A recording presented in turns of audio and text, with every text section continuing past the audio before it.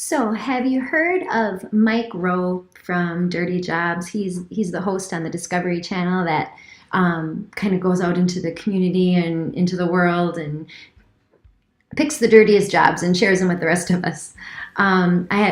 I'm working with a candidate, or actually, I worked with a candidate about 6 months ago. I ended up getting to a business of crime scene cleanup, and I think it was such a surprise to him that there was a franchise for that, and there's actually a couple.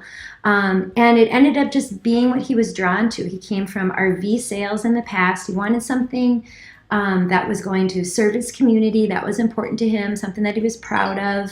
It didn't necessarily need to be a storefront or a brick and mortar. He wanted to have like an active role in the success of the business. And I'm not saying it's for everyone, and Todd's done great, but it just kind of got me thinking that I added that question when we talk on the first couple of interviews.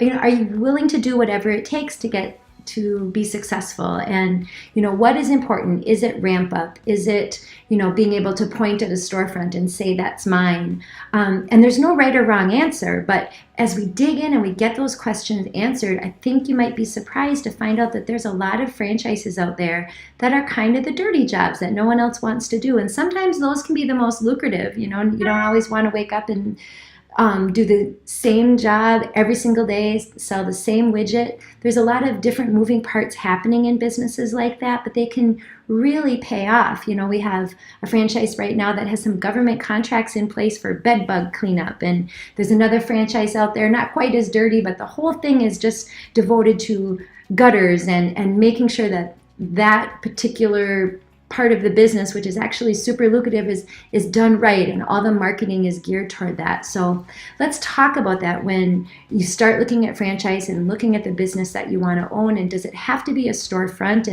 and sell a widget, or is it something that maybe in the service industry that you're doing that nobody else wants to do, and you're willing to get the job done? So something to think about. There's a lot of franchises out there. We just need to dig in and find out the best one for you.